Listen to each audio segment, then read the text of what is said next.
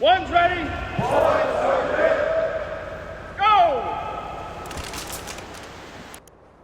Your drive is no longer motivation. Why do you guys run? Why do you go work out? Is it because of motivational video?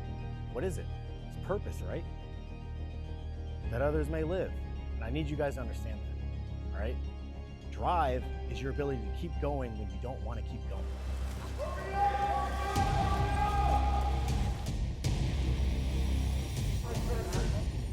Telling you what, if you just make that your default,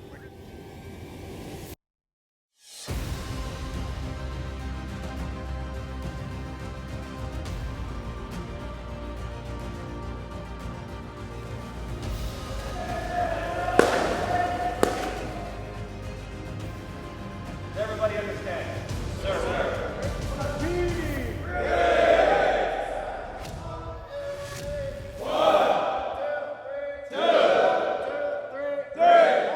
Hey everybody, welcome back to the One's Ready podcast. You're in the team room and this is your daily drop for the 24th of June, brought to you by tastygains.com. If you guys are interested in getting any kind of premium creatine gummies, Tasty Gains is where you need to go, right? And they don't just have gummies for adults. They've got gummies for kids. They've got gummies for women. I don't have any of those to show you because I'm not a woman. So anyway, since I'm not, they also have nootropics to get your mind right for any of those long days and difficult tasks that you need to get on board with. Also, well, no, tastygains.com. Also, or additionally, we have two events coming up. One event happening in August, one event happening in September. The one in August is going to be in San Diego and slots are still open, but they are filling up fast. So you don't want to sleep on this, and this is not something you want to miss. We've got a phenomenal pool that we go to that is deep, that will challenge you. Without a doubt, it's going to challenge you. And again, what is Operator Training Summit? It's an instructional mentorship event. It is not a hell day. It's not a hell week or anything like that. We don't do this stupid stuff, right? Not that it's doesn't have a place, like it for sure has a place. So I'm not denigrating anybody that's doing it, but listen, we're here to instruct and teach you, not to smoke your balls off. Okay. The other event that's in September is going to be in Pennsylvania. So we've got a pool that we're going to go to there. It's not as deep as San Diego, but it's still going to get your mind right. And then we've got a great training location in both of those areas. So if you're interested in joining any of those, or either of those rather, then you can head over to operatortrainingsummit.com. Let's kick things off with the Army. The Army aims to sink 2 divisions using next generation command and control by the year's end. The Army plans to have 2 infantry divisions running the same next generation command and control system by the end of 2026. The effort, led by Anduril, following its next generation command and control prototyping with the 4th Infantry Division, focuses on digitally sharing key battle data across formations. Now, this is fantastic news, right? And the concept is there and is right and should be marching towards that direction. However, I can't help but, and if any of you guys have heard about this, JADC2 or Joint All Domain Command and Control, that's been in the works for, at least 10 years now, right? And I worked on it a little bit at Special Operations Command Central, a little bit at Special Operations Command Headquarters, and I can tell you that in concept, it was great, but it never got past the conceptual element of it, right? Because it's expensive, and the whole point of it was kind of like this, to get everybody on the same page across all the services, all the major commands, all the combatant commands, and then the services in general. So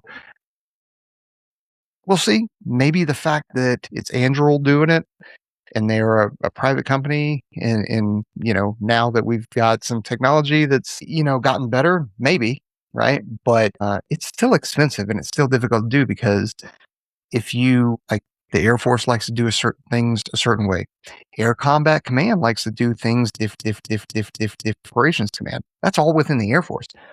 That doesn't, and guess what? Army artillery units don't necessarily talk to 4th Infantry Division or Green Berets, or Navy doesn't necessarily talk to Navy SEALs and vice versa. And, the Marines just love to do their own thing.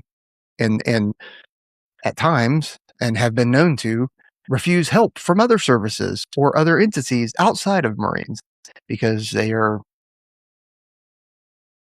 stuff. So it's great in concept. We'll see if anything happens with it though. Next, the Army launches new low-cost interceptor program with fall live-fire demo target. Army Secretary Dan Driscoll announced a new low-cost interceptor, or LCI, program intended to supplement existing air defense systems rather than replace them. The service targets a first live fire demonstration this fall as part of its efforts to expand affordable counter-air capabilities. We definitely need low cost because these one-way attack drones that, not US based, I'm talking about like other, foreign entities, they are pennies on the dollar for what the US spends on, small unmanned aerial systems or even large. I know they got the different groups, so I won't go into it, but like we spent a lot of money on it. And we just had aerial shoot. What now I'm gonna mess it up, but I'm gonna give you a shout out because I want an aerial employment group. I was forgetting what the E was. We just had Ryan from Aerial Employment Group come on and talk about how his company is trying to do low cost targeting and low cost counter drone systems and stuff like that, which is what we need because we can't go spending $250,000 on one system or not on one system, but on a bunch of systems that just are meant to be destroyed upon takeoff, right? So it has to be low cost or else we're going to go broke. All right, next, Army to release ISV Heavy proposal request late this year. The Army will issue proposal requests for the Infantry Squad Vehicle Heavy late in 2026. Officials stated the service aims to accelerate the delivery timeline for this heavier variant to support infantry mobility requirements. Yeah, well, we'll see. Acquisitions seems to take forever. So, yeah, we'll see if that actually happens. All right, moving on to the Navy. UK industry team targets 2027 debut for miniaturized DragonFire laser on Type 45 destroyer. The UK industry team is working to miniaturize the DragonFire laser directed energy weapon for integration on the Royal Navy's Type 45 destroyers. With a 2027 operational debut goal, the UK would become the first European NATO nation to field such technology if the timeline holds. Why am I mentioning anything about the UK or the Royal Navy? Because this is a big deal. And if you don't think that we wouldn't capitalize on a miniaturized DragonFire, like we absolutely would. So this is, and if they're able to be the first ones to knock it out, like great. And they will for sure sell it to us, or we can learn from their lessons and build our own. Next, House panel advances measures to speed Navy drone boat deployment. The House Armed Services Committee included provisions in its 2027 Defense Policy Bill draft directing the Navy to develop a clearer strategy for deploying drone boats more rapidly. Yep, so we're going to have to focus on cost, capability, and getting them out the door, and what's the maintenance, the life cycle of those things. Like all of that kind of stuff rolls into the acquisitions of these things. You can't just buy these drone boats, right? You got to think about how often do I have to replace them? What's the maintenance going to be like? How many people need to drive them as part of the crew? There's a lot that goes into it before just going up and picking up 200 drone boats. All right, next, Marine Corps. You know what? We covered this yesterday. So let's see. Marines expand use of Maven AI for operational reporting. The Marine Corps will transition next month to a new AI-enabled reporting platform, replacing manual situational reports and after-action reviews. The Maven-based tool aims to deliver near real-time operational updates to commanders. Hey, that's great. I'm just trying to think of Maven. I just recognize the name because there was a Maven tool or something that was Maven back in the day. Not terribly long ago, but that we were using or there was emerging technology at Special Operations Command. So I don't know if this is the same thing or not, but I mean, the reality is that there are thousands and tens and hundreds of thousands of data points that are captured in sit reps or situational reports and after action reports and lessons learned from whether it's training events, exercises, operations, and so on. And a lot of those data points are just lost. So if we can capture these using AI and build a database for it, I think that's an awesome thing to do. We'll see how it works. You know, I've talked about this before, but one of the things that makes AI in the private sector so powerful is because it has billions upon billions of data points that are added to it every single day. So it, just for an LLM, a large language model, it becomes, quote unquote, smarter as it goes along. Now, some of the downfall is you put shit in, you're going to get shit out. So, in a lot of those large language models are scraping stuff from social media. And so when, crap comes out on social media, AI is going to ingest some of that, right?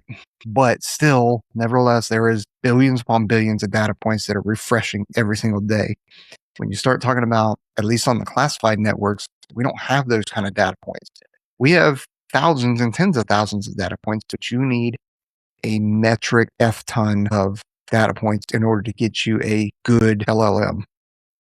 So, all right, moving on to the Air Force. The Air Force selects technical sergeants. I thought we talked about this, but I'll read it again. The Air Force selects technical sergeants at the highest promotion rate since 2021. The Air Force promoted more than 6,500 staff sergeants to tech sergeants, so E5s to E6s in this current cycle. And I think early release was yesterday, and then the actual release is going to be here like in the next day or two, I'm guessing.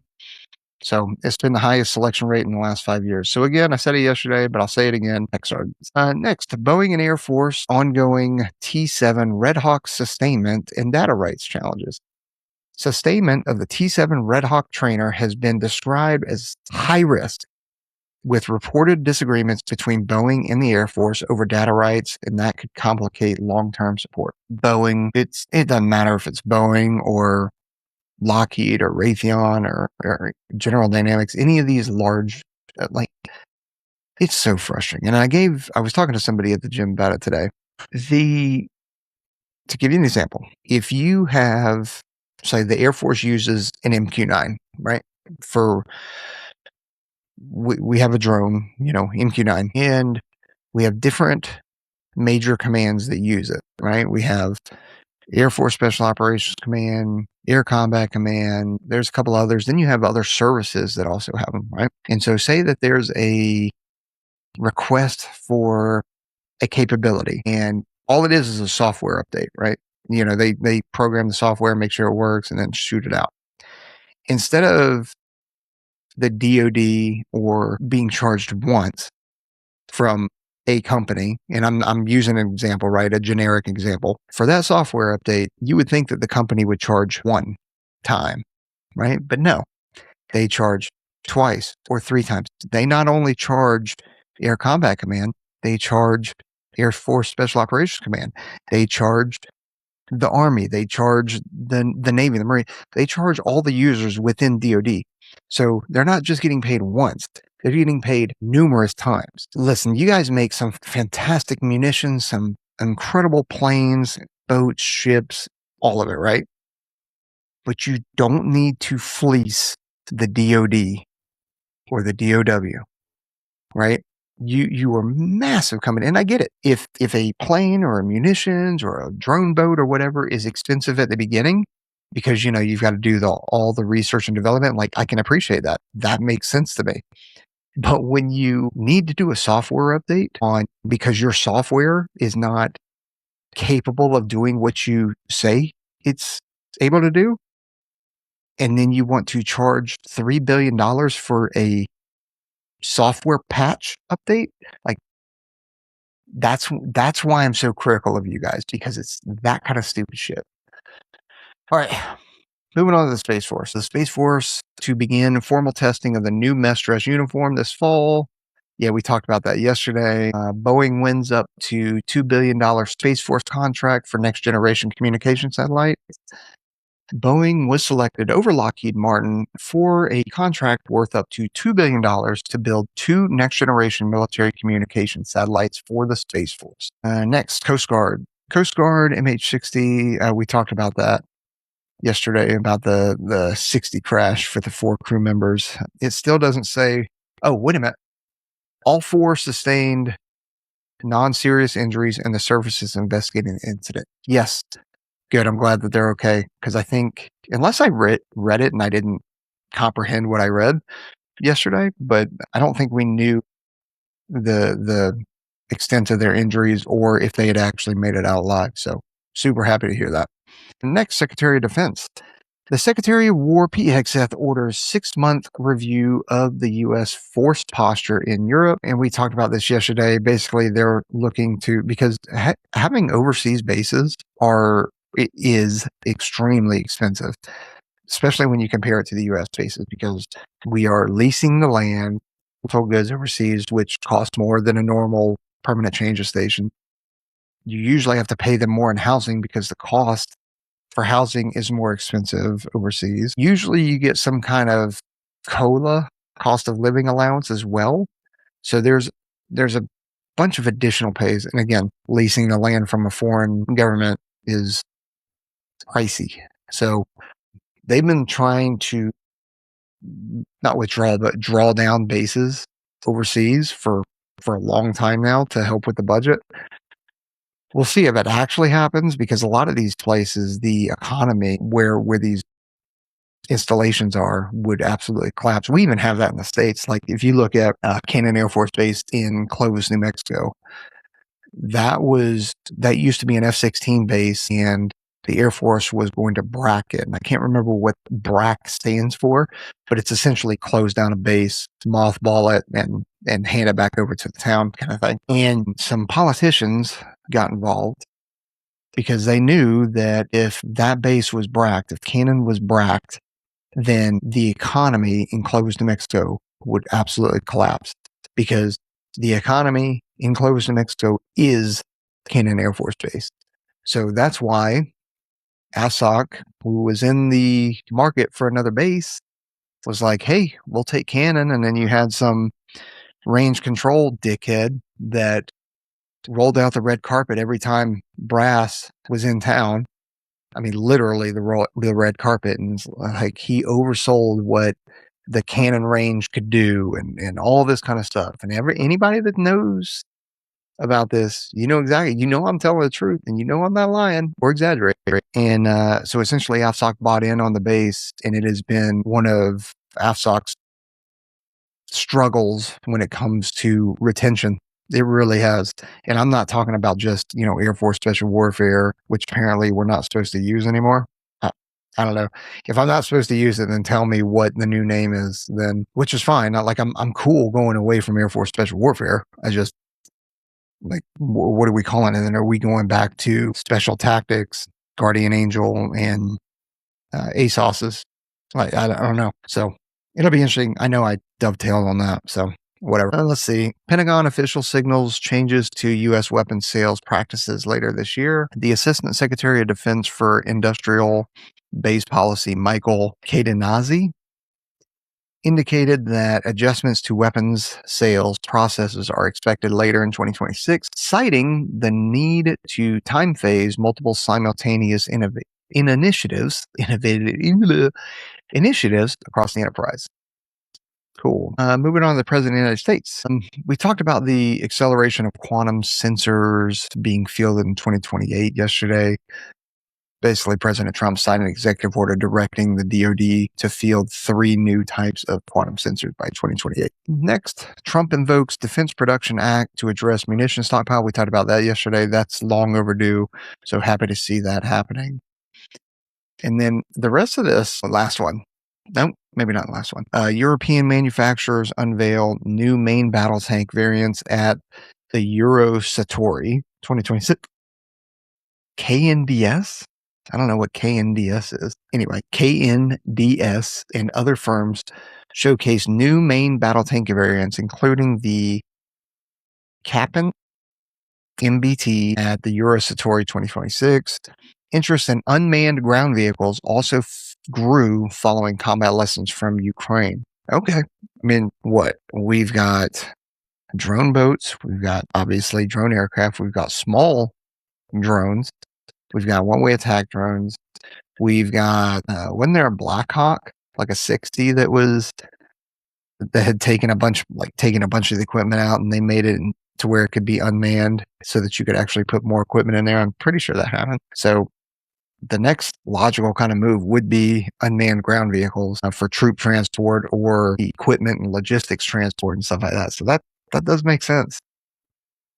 But at the same time, I would think that, I don't know, I could be talked either way, because I could also go, why don't we put more into drones, like, airborne aerial systems that could then carry more and they're quicker.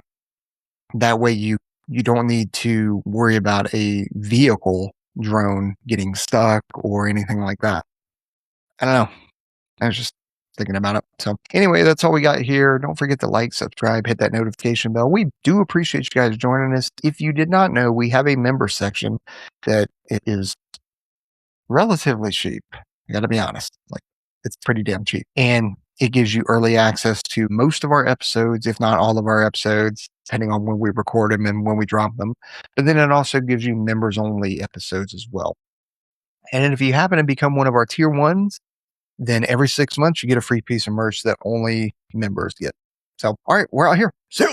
Something's got to die. We have to change what we're doing to become something greater. If you want the same results, keep doing the same thing, but that's not why you're here.